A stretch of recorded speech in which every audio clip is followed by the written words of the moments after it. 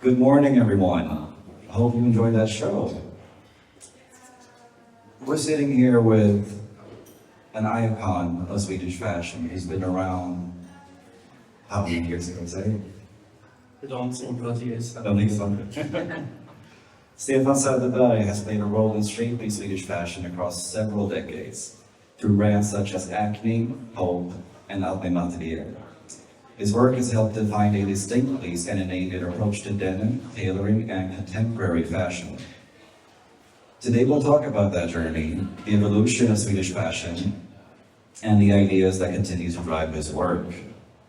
Now, before we start, some applause for Stefan Söderberg.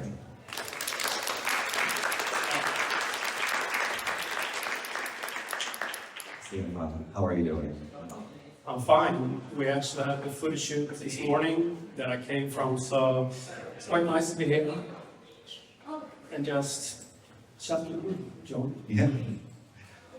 We've known each other for a little bit, and I've spoken to you a few times about your history, but I look forward to that when we get deeper into it to really get a sense of it.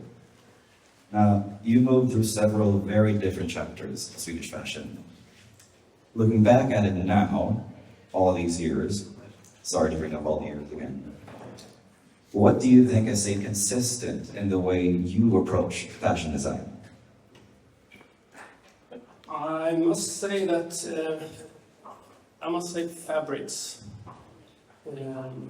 Whatever I've been doing, I've been always focusing a lot about fabric, different fabrics, because with the same style, you can make total different look just by choosing different fabrics. So with the fabric and silhouettes is something that's been the most important thing for me to focus on, if I look back here.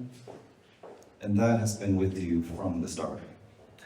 Well, I started my career at H&M, Rocket department, which was basically youth fashion.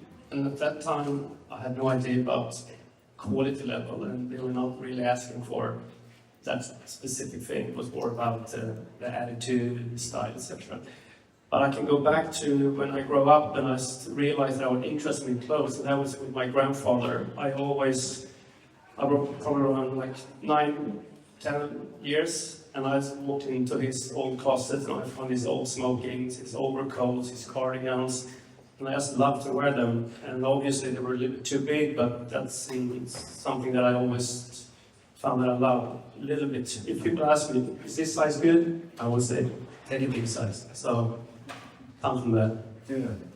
So, a little bit, just briefly, about your journey at Acne and how that came about.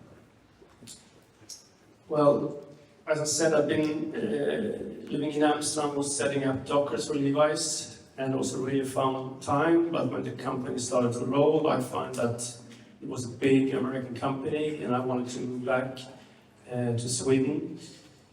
And it was hardly new Acne. I liked Acne because there was like, you didn't know the people behind it. I mean, I like this kind of small, almost anonymous team.